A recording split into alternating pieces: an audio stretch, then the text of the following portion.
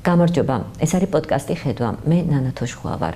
უპირველესად მინდა სოლიდარობა გამოვხატო ებრაელი ხალხის მიმართ და ასევე თანაგრძნობა ტერორიზმის მსხვერპლთა გამო. ამავდროულად მინდა მშვიდობა უსურვო მსოფლიო ხალხებს და თანაცხოვრების უნარი. ძალადობა და ჩაგვრა ბოროტების ყველაზე მძაფრი გამოვლინება, რატომღაც მე ასე მგონია და დღეს სწორედ ამ თემაზე ვისაუბრებთ, თუმცა არა გლობალურ ჭრილში. ძალადობა ბავშვებს შორის და ბავშვებზე, მოზარდებზე ძირითადად ეს ჩვენი ქართული საზოგადოების მნიშვნელოვანი პრობლემაა, რომელიც უფრო და უფრო მძაფრად იგრძნობა და იჩენს თავს. ამ თემაზე სასაუბროდ ჩვენ მოვიწვიეთ სოციალური პედაგოგი დიანა ცაგარეიშვილი. მოგესალმებით დიანა, მადლობა რომ მოხვედი ჩვენთან. მოგესალმებით, მადლობა პირველ რიგში მოწვევისთვის.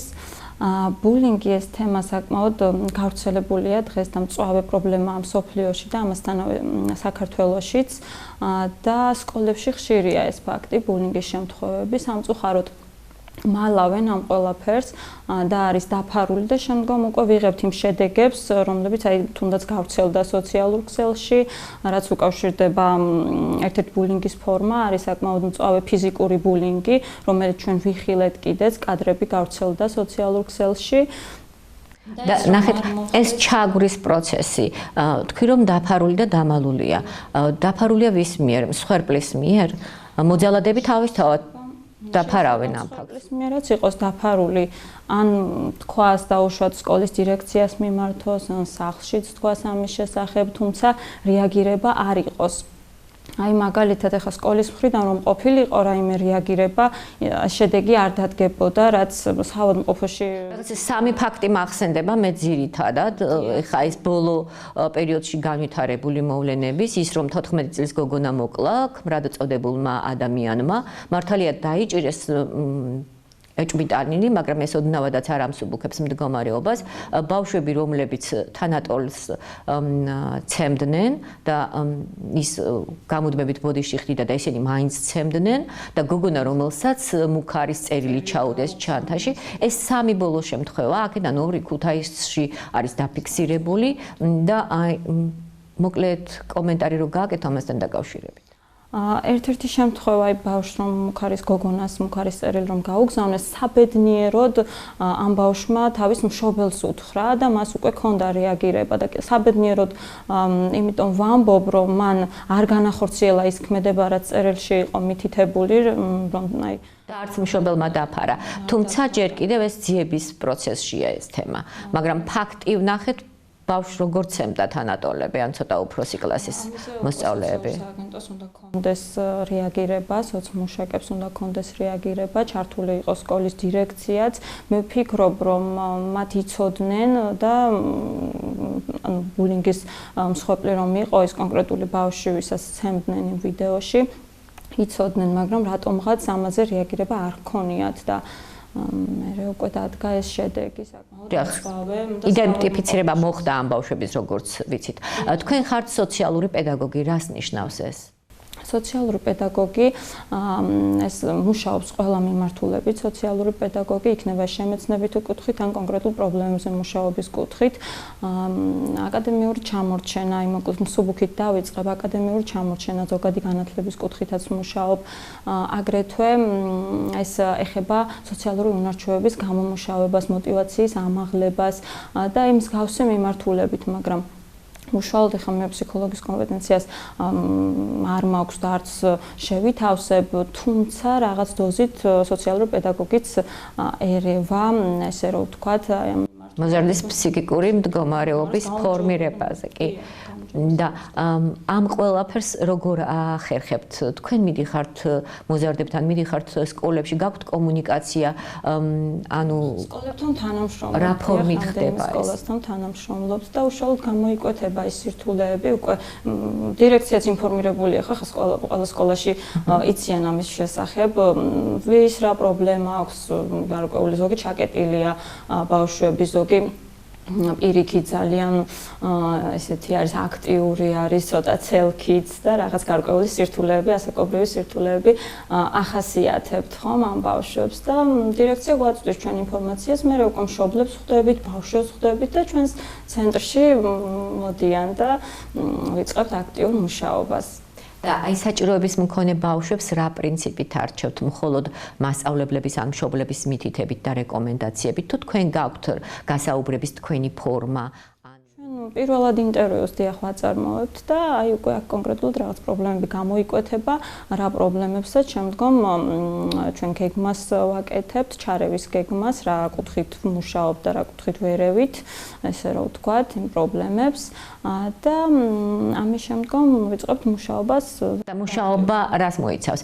ანუ ეს არის რაღაც თერაპია, ფსიქოთერაპია, ეს არის უბრალოდ ცოდნის გაუმჯობესება, ანუ რას მოიცავს? ცოდნის გაუმჯობესების კუთხითაც კი რა თქმა უნდა და ჩვენთან ფსიქოლოგიც არის, სხვადასხვა ტრენერები გვყავს, იქნება ეს ხეზეკვეთის, ფოტოგრაფიის ტრენერი, მთავარი მაინც არის სოცპედაგოგი და ეს უშუალოდ აი ესე რომ ვთქვათ, მეგობარია ბავშვის და მე უკვე ხდება სოცპედაგოგის ჩართულობით ფსიქოლოგთან ბავშვის ვიზიტი, საჭიროების სამებრ გააჩნია რამდენი დღე კვირაში ვთქვათ და სხვადასხვა ტრენერებთან ეს ბავშვის სურვილის სამებრ უკვე ვისთანაც სურს მუშაობა, შეიძლება ვიღაცას ფოტოგრაფია აინტერესებდეს, ხეზეკვეთა აინტერესებდეს, ხეზეკვეთა საკმაოდ კარგია იმ კუთხით, რომ აი აგრესიული ბავშვების შემთხვევაში ეს აგრესია გამოდის, ესე რომ ვთქვათ და ძალიან ანუ მათი უნარების განვითარებასაც უწყობთ ხელს, ასე გამოდის. დიახ. და ამ ხრივ არის ინტერესი მოზარდების მხრიდან. სხვათა შორის კი, ძალიან დაინტერესებული არიან ბავშვები და თვითონ აქვს ეს мотиваცია, რომ აი განსაკუთრებით ხეზეკვეთის მიმართულებით, რომ ჩაერთონ აქტიურად სხვადასხვა აქტივობებში. აგრეთვე გვაქვს გასვლითი აქტივობები, სპორტული აქტივობები და ძალიან ხელს უწყობს ამ ბავშვებს, რომ საზოგადოების სრულფასოვანი წევრები გახდნენ, ესე რომ ვთქვათ, თვითდამკვიდრებისთვის ძალიან კარგია, мотиваცია უმაღლდებათ. ჩვენ აგრეთვე თანამშრომლობთ კოლეჯებთანაც და საკმაოდ აქტიურად მუშაობენ ბავშვები, სწავლობენ მათთვის სასურველ, რა თქმა უნდა, სპეციალობაზე, ზოგი დასაქმდა კიდეც და აი მიზანი გაუჩნდათ ამ ბავშვებს, ვისაც დაბალი мотиваცია ჰქონდათ, ეხლა ძალიან ისე არ მინდა გამომიყვანოს. ანუ თქვენ ფიქრობთ, რომ ეს არის ერთ-ერთი პრევენციის გზა იმისთვის, რომ მოზარდებმა ერთმანეთზე არ იძალადონ, ან პირიქით თავად არ გახდნენ ძალადობის მსხვერპლი? დიახ. და ფსიქოლოგიც ამ მიმართულებით მუშაობს. და თქვენ ფიქრობთ, რომ ჩვენ საზოგადოებას, ანუ თქვენ ცენტრი გასაგებია მივესალმები, თქვენი ძალისხმევაც გასაგებია, მაგრამ ეს არის საკმარისი, ანუ ამით ჩვენ შევძლებთ იმ ხარვეზის გამოსწორებას, რაც მოზარდს აქვს იმის გამო, რომ მშობელს არ აქვს ჯეროვანი დრო მათ აღზრდაზე იზრუნოს, ან მასწავლებელი ვერ უთმობს შესაბამის დროს და არ ხარჯავს იმ ძალისხმევას, რომელიც ასე საჭირო და მნიშვნელოვანია. ესე რომ ვთქვათ, კი, თუმცა სრულად ეხლა უკვე ოჯახური გარემო სულ სხვა, ჩვენთან 3 საათს ატარებს ბავშვი, მაგრამ ვფიქრობ, რომ მაინც ძალიან მნიშვნელოვანი არის, იმიტომ რომ ერთ-ერთი წინ გადადგმული ნაბიჯია, ესე რომ ვთქვათ, მათი ჩართულობა, მშობლების ჩართულობა პირველ რიგში, რომ ჩვენთან ითანამშრომლონ და მერე უკვე ეს პრობლემები ნელ-ნელა გვარდება და თითქოს კი საკმარისიც კი არის ჩვენი ძალისხმევა და მე რა თქმა უნდა ბენეფიციარებზე არ გეკითხებით, მაგრამ მინდა ზოგადად გკითხოთ, ამ შემთხვევაში მშობლები არიან, თუ მეურვეები არიან, თუ რა კონტინგენტია თქვენთან? ზოგიერთ შემთხვევაში უშუალოდ მშობელს მოყავს ბავშვი, მაგრამ მცირე საოჯახო ტიპის სახლებიდანაც ვიღებთ ჩვენ ბავშვებს, რომელთაც არ ყავთ მშობლები, ან ზოგიერთ მზრუნველი ყავს, ან კანონიერ წარმომადგენელი, შეიძლება მშობელი არ იყოს ეს და ანუ ამ მიმართულებით, თუმცა კარგია და უფრო მეტ შედეგზე ალბათ მაშინ გავდივართ, როდესაც უშუალოდ მშობელია ჩართული ამ პროცესში და აქვს მას мотиваცია, რომ ბავშვმა იაროს ჩვენთან და მე უკვე მონიტორინგიც ხორციელდება მისი მხრიდან, ჩვენ მუდმივად კომუნიკაცია გვაქვს ერთმანეთთან, რომ აი ვკითხოთ და უშუალოდ რა სირთულეები არის ან გადაილახა თუ არა ოჯახში რაღაც გარკვეული პრობლემები რაც იმ გამოცდილებით რაც თქვენ დაგიგროვდათ, რა არის ძირითადი მიზეზი ამ ბავშვებში აგრესიის განვითარების? სჭირდებათ ყურადღება. კი მე მესმის ახლა და ყოველთან ხვდებით იმაზე რომ გარკვეული ასაკობრივი სირთულეები ახასიათებს ეს ასაკიდან გამომდინარე ხო განსაკუთრებით 10-დან 16 წლამდე ასაკის ბავშვებში გვხვდება ეს სირთულეები, მაგრამ მაინც ალბათ აი ყურადღება სჭირდება ამ ბავშვებს, სითბო, მზრუნველობა, გაგება, მიღება ისეთებად უნდა მივიღოთ ეს ბავშვები როგორებიც არიან და ეს ძალიან მოქმედებს მათზე დადებითი კუთხით, რა თქმა უნდა. და აი ჩვენ ცენტრის მაგას ემსახურება, ესე რომ ვთქვათ, ვიღებთ ამ ბავშვებს ისეთებად როგორებიც არიან და მე უკვე აი პოზიტიური ცვლილებებით მიმდინარეობს მათში და თავარია რომ მივიღოთ ეს ბავშვები. ბულინგის ერთ-ერთი მიზეზი ისიც არის, რომ მიმღებლობა არ აქვთ, ან გარკვეული ჯგუფები არიან, რომლებიც თავიანთ წრეში არ უშვებენ სხვას. ან მოზარდს აქვს რაღაც არასრულფასოვნების შეგრძნება თავად და ის არ თulis თავს ჯეროვნად რომ იურთიერთოს მათთან. ანუ ყველაზე ხელშესახები მაინც რა არის? ეკონომიკური მდგომარეობა, განათლება, ანუ ვიღაც მაღალი მოსწრების კარგად სწავლობს და ისინი დაბალი მოსწრების ბავშვებთან არ მეგობრობენ, ან ვიღაც უფრო შეძლებული ოჯახის შვილები არიან და იმათ თავიანთი წრე აქვს და რაღაც ეგეთი, ან ვიღაც ფიზიკურად უფრო გამორჩეულები არიან, ან პირიქით, ანუ მაინც რომელი აი ნახეთ როგორ არის ბავშვთა საზოგადოებაში ბულინგი ნებისმიერი ნიშნი, ბულინგის მსხვერპლი შეიძლება ნებისმიერი ბავშვი გახდეს ნებისმიერი ნიშნით, რაღაცა იქ განსხვავებული ნიშნით, თუნდაც შეიძლება ეთნიკური წარმომავლობის კუთხით, რელიგიური კუთხით. ამ შემთხვევაში მეტწილად რომელი უფრო განაპირობებს ამ ძალადობას. იყოს განსხვავებული და აი ამის გამო ან აი ფსიქოლოგიური მდგომარეობის კუთხით შეიძლება ჩაკეტილი იყოს ეს ბავშვი და აი ამის გამო გახდეს ბულინგის მსხვერპლი, რადგან მიაჩნია სხვა ბავშვებს, რომ ეს არის სუსტი, უნდა დაჩაგრონ, მოერიონ, ესე რომ ვთქვათ და ბულინგის მსხვერპლი საკმაოდ ცუდ მდგომარეობაში ვარდება, კიდევ უფრო მეტად, რა თქმა უნდა, აი აქვს სისუსტის შეგრძნება, მუდმივად ამცირებენ მას და კიდევ უფრო მეტად იკეტება თავის თავში. და აი უფრო შეიძლება ფსიქოლოგიური მახასიათებლები, ფიზიკურობა ან ფსიქოლოგიური მახასიათებლების კუთხით გახდეს უფრო მეტად. თქვენ ახსენეთ, რომ სკოლებთან გაქვთ შეხება, კოლეჯებთან გაქვთ შეხება, ანუ ფსიქოლოგები როგორ მუშაობენ მათთან?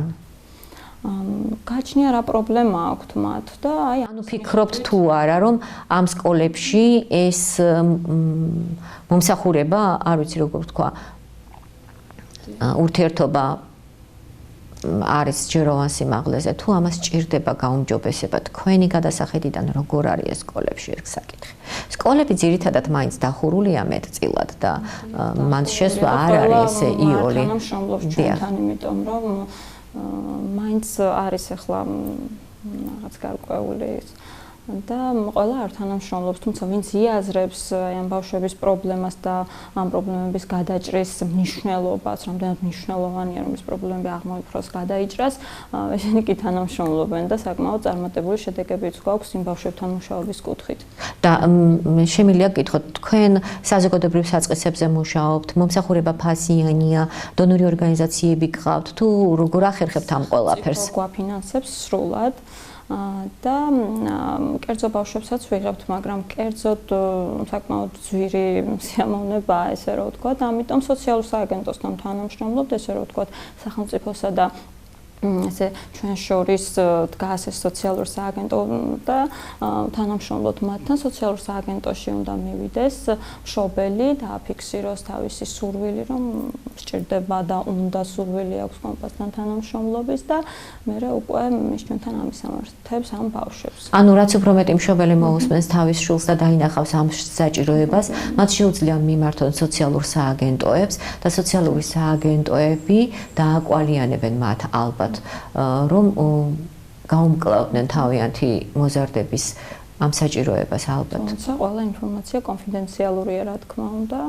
და მშობლებთანაც გვაქვს ჩვენ შეხება. უბრალოდ ეს სოციალური სააგენტო გჭირდება იმისთვის, რომ ბავშვი უფასოდ ჩაირიცხოს ჩვენთან, თუმცა აი როცა პირდაპირ მოხავს ბავშვი ჩვენთან, მაშინ ფასიანია 500 ლარია გადასახდელი და ახლა 500 ლარი არ არის ძალიან. არ არის იული მოსაძიებელია ეს თანხა, მაგრამ დადებითია ის, რომ სახელმწიფოს აქვს აღებული ვალდებულება, რომ ასეთ ბავშვებზე იზრუნოს და ვფიქრობ, რომ ეს არის კარგი შესაძლებლობა, რომლის შესახებაც საზოგადოების ფართო ნაწილმა ალბათ არ იცის, ანუ დიდმა ნაწილმა არ იცის ამის შესახებ და მადლობა იმისთვის, რომ მოხვედი და საუბრობ ამ თემაზე და მინდა გკითხო, რადგან ესე ხელშესაღებია თქვენთვის ეს პრობლემა, რამდენად დაძლევადია იგი? ჯერჯერობით მხოლოდ ვხედავთ, რომ ეს პროცესი უფრო და უფრო მწვავე ხდება.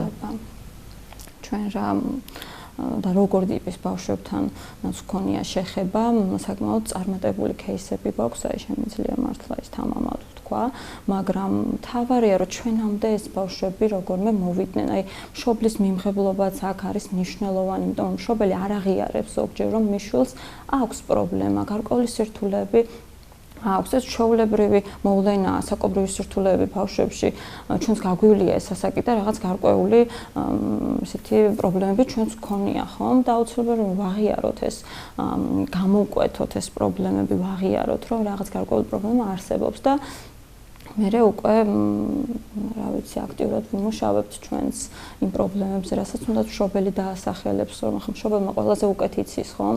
დიახ, თავისი შვილის საჭიროებები. მაგრამ ყველაზე მთავარი ისაა, რომ ეგ არ არის სირცხვილი, ეგ არ არის დასამალი ამბავი, ეგ ჩვეულებრივი თანამდები პროცესია, მოზარდის ფორმირება არის თავისთავად, მაგრამ მის აღზრდაში ჩვეულებრივი ამბავია, რასაც მართვა სჭირდება და თქვენ ეხმარებით ამ საქმეში, რა თქმა უნდა, ეს არის ძალიან კარგი და მინდა გკითხოთ, რამდენ მოზარდს ემსახურებით ამ დროისთვის? ჩვენ 12-ს ჯერჯერობით. ეს ქუთაისში, იმერეთის რეგიონში? იმერეთის რეგიონში, ჩვენ ერთ წელზე მეტია უკვე რაც ქუთაისში ეს ცენტრი გვაქვს და 12 ბავშვს ვემსახურებით 12-დან 18 წლამდე ასაკის ბავშვებს. თუმცა ფიქრობთ, რომ საჭიროება გაცილებით მეც აქვს. მეც აქვს და ჩვენც ვაპირებთ, რომ ეს ლიმიტი გავზარდოთ, აი 15-მდე ვთქვათ და მერე უკვე ეს ბავშვები ჩვენთან საჭიროების მიხედვით, აი თუ დავძლიეთ ეს პრობლემა თუნდაც 3 თვეში, მერე უკვე სერვისს დავასრულებთ. ეს ლიმიტი შეზღუდულია, თუ შეიძლება მისი გაზრდა იმ შემთხვევაში, თუ კი ეს საჭიროება არსებობს. შეიძლება, დიახ, გაზრდა შეიძლება. და თქვენ თქვით, რომ სახელმწიფოსთან და განსაკუთრებით სოციალურ სააგენტოსთან აქტიურად თანამშრომლობთ. მაშინ რატომ გიჭირთ კომუნიკაცია ცალკეულ საჯარო დაწესებულებს სკოლებთან? აი ჩვენც უშუალოდ მოძიების პროცესში ვართ ამ ბავშვების, თუმცა რა თქმა უნდა სოციალურ სააგენტოც გვიგზავნის, მაგრამ აი ჩვენც ვცდილობთ, რომ აი ეს ბულინგის ბოლო შემთხვევები, რომელიც ვახსენეთ, თქვენამდე მოვიდა თუ არა, ანუ ზე უკვე სოციალურ სააგენტომ და იზრუნოს ესე ვფიქრობ. მაგრამ სოციალურ სააგენტომ მოიძია თუ არა, ან თქვენთან ქონდა თუ არა კომუნიკაცია, თუ ჯერ არ გაქვთ ინფორმაცია? ჯერჯერობით არა, თუმცა ველოდებით ამ მიმართულებითაც, იმიტომ რომ ფიქრობ, უნდა გამოიკვეთოს ეს ბავშვები კი ვიცით, ეხლა და უკვე იდენტიფიცირება მოხდა, ვინ იყვნენ და ასე შემდგომ, მაგრამ ამის შემდგომ რა თქვენ მას შემდეგ რაც ნახეთ კადრები, იფიქრეთ თუ არა, რომ ისინი ხო სწორედაც თქვენი ბენეფიციარები არიან? რა თქმა უნდა. რა თქმა უნდა, იმიტომ რომ ამ ბავშვებთან საკმაოდ ისეთ სამუშაოა. როგორც მსხვერპლი, ისე მოძალადე. თუნდაც მსხვერპლთან და მოძალადებთან უფრო მეტად, ასე რა ვთქვათ, იმიტომ რომ არ ვიცი, აი საშინლად ამ კადრებმა ჩემზე ძალიან იმოქმედა და ალბათ ყველა ჩვენგანზე. და ეს არ არის ალბათ ერთეული შემთხვევა. ეს უბრალოდ გასაჯაროვდა და რამდენია ესეთი ფარული, რომელიც არ გასაჯაროვებულა და ხო ხდება ესეთები, ხო ხდება არა. და მაინც ვფიქრობ, რომ საზოგადოება ამ პრობლემის მიმართ უნდა იყოს კონსოლიდირებული. მე ვფიქრობ, რომ ჩვენ ადამიანები უნდა შევჯერდეთ იმაზე, რომ ქუჩაში როცა გავივლით, მოზარდების ჩხუბი ეს ჩვეულებრივი ამბავი არ არის, მათი კონფლიქტი, დიახ, და არაუაროთ მოზარდებს გვერდი და არ ვიფიქროთ, რომ ეს მათი საქმეა. ისინი არ არიან სრულწლოვნები და მათ ნამდვილად სჭირდება ან თანადგომა, ან არ ვიცი, ყოველ შემთხვევისათვის. ყურადღება ნამდვილად ჭირდება. აი უჭირთ მან ბავშვებს ხო? იმიტომ რომ შინაგანი მდგომარეობა, აი წარმოიდგინეთ ახლა ხო სცემს ვიღაცას, მათი შინაგანი მდგომარეობა წარმოვიდგინოთ, აი რა მიიყვანა აქამდე ეს ბავშვი რა ეს ამას აკეთებს. შეიძლება თავად იყო ბულინგის მსხვერპლი მანამდე და მერე უკვე თავად გახდა ესე იგი მოძალადე, ესე რომ ვთქვათ და ან ოჯახური კონფლიქტებია და ამ კონფლიქტების ფონზე იზრდებიან, ან ძალიან მკაცრი მასწავლებელი ყავთ, არ ვიცი. ყოველ შემთხვევისათვის გარემო ახდენს მოზარდის ფორმირებას ნამდვილად. გავლენას ახდენს. დიახ, გავლენას ახდენს. და როგორია თქვენი სამომავლო გეგმები? ვფიქრობთ, რომ limits-ს გავსვდით, განვითარდებით უფრო მეტად და კიდევ უფრო მეტ ბავშვს დავეხმარებით. ამის დიდი იმედი მაქვს და ეს შესაძლებლობა ყველა ქალაქში აქვთ ადამიანებს თუ რამდენიმე ქალაქში? მხოლოდ ქუთაისსა და თბილისში ჯერჯერობით. თბილისში უკვე 3 წელზე მეტია რაც არიან და ჩვენთან უკვე 1 წელი და 4 თვე. და თბილისის მაგალითზე რა შეგვიძლია ვთქვათ, ჩართულობა როგორია? აი თბილისში იქიდან გამომდინარე რომ უკვე 3 წელზე მეტია რაც ფუნქციონირებს ეს ცენტრი, უფრო მეტად ბევრი кейსები აქვთ, წარმატებული кейსები აქვთ, საკმაოდ ბევრი და ჩართულობა იქ უფრო მეტია და მშობლების კუთხითაც აი აქტიურობა უფრო მეტია ვიდრე ქუთაისში, ესე რომ ვთქვათ. თქვენ ახსენეთ ცალკეული პროფესიები ხეზე კვეთა რაღაც, ანუ რასაც შეიძლება მოზარდი დაეუფლოს. ადგილზე გყავთ პედაგოგები თუ სახელოსნოებში დადიან ეს ბავშვები? ტრენერები ადგილზე გყავს, ნებისმიერ შეუძლია ჩვენი ცენტრი მოინახულოს, ყოველფერს დავათვალიერებინებ, საკმაოდ კარგი, მეგობრული, თბილი გარემოა ჩვენთან და ადგილზე არიან დიახ ტრენერები. უბრალოდ ახლა როდესაც გასვლითი სპორტული აქტივობები ტარდება, ეს რა თქმა უნდა გასვლითია ძირითადად კოლეჯში მივდივართ ხოლმე და თანამშრომლობთ მათთან, იქ სპორტ დარბაზი არის. და რა ვიცი, საკმაოდ ატარებენ ჩვენთან დროს. ძალიან კარგი სასიამოვნოა დიანა. მიხარია რომ ასეთი შესაძლებლობა აქვთ იმერეთში მცხოვრებ ადამიანებს, თუმცა რაიონებიდან ტრანსპორტირება ალბათ ცოტა ჭირს თუ გყავთ ასეთი ბენეფიციარი. რაიონებიდან ჯერჯერობით არ გყავს აი ტრანსპორტირების გამო. ანუ ძირითადად მაინც ქუთაისლები არიან და ამ შემთხვევაში თუ განიხილება ის რომ ტრანსპორტირების ხარჯები აუნაზღაურონ ასეთ ბავშვებს, მუნიციპალიტეტებთან თუ გაქვთ რაიმე კომუნიკაცია და თუ გამოხატავენ მზაობას ადგილებზე? არ გვაქვს, თუმცა ვინაიდან ბავშვებიც არ არიან ახლა ესე რომ ვთქვათ რეგიონში. ანუ სურვილიც არ ყოფილა რეგიონებიდან. ან ცნობადობა არ არის ახლა ესე რომ ვთქვათ. ან ამ შესაძლებლობის შესახებ არ იციან რომ მათ აქვთ მსგავსი ამიტომ შესაძლებლობა. საყავდა ერთი ბავშვი, ერთი არა რამდენიმე, რომელიც მცირე საოჯახო ტიპის სახლიდან დადიოდა რომელიღაც რეგიონიდან ჩვენთან და ეს ფინანსდებოდა. თუმცა ეს ახლა კერძოდ არ იყო, ანუ ოჯახით, ბიოლოგიური ოჯახიდან არ დადიოდა ეს ბავშვი ჩვენთან და ამიტომ აფინანსებდნენ. წარმატება შემიძლია გისურვო მხოლოდ და რა ვიცი ჩვენის მხრივ შევეცდებით რომ მეტი ადამიანი ფლობდეს კი ნამდვილად ინფორმაციას ამ ყველაფრის შესახებ, იმიტომ რომ ეს არის კიდევ ერთი ახალი შესაძლებლობა რომ მეტი მოზარდი იყოს თავისუფალ დროს დაკავებული კარგი საქმით და გარდა ამისა არ ქონდეთ მათ აგრესია ერთმანეთის მიმართ, სწორედ მიმღებლობას და თანაცხოვრებას აქვს ძალიან დიდი მნიშვნელობა. უნარს თანაცხოვრების უნარს, დიახ, პატივისცემის ეს ბავშვობიდან ისწავლება. ეს ისწავლება ცოტა ესეთია, ანუ ჩვენ უნდა მივცეთ ადამიანებმა, უფროსებმა უნდა მივცეთ მაგალითი მოზარდებს სწორედ ამ ურთიერთპატივისცემის და ურთიერთსიყვარულის ალბათ, ხომ? თან ვამბობთ, რომ ჩვენ ძალიან ტოლერანტები ვართ, ქრისტიანები ვართ, მართლმადიდებლები ვართ, ან რომელიმე სხვა რელიგიის მიმდევრები ვართ, ან თუნდაც ათეისტები, მაგრამ კარგი ადამიანები ვართ, გვაქვს ამაზე პრეტენზიები, მაგრამ აღმოჩნდება, რომ ერთი სიბრაზეც საკმარისია იმისთვის, რომ ყველაფერი დავანგრიოთ. ხო, ეს ძალიან ცუდი, ამიტომ თქვენ წინ ძალიან დიდი და შრომატევადი საქმე გაქვთ.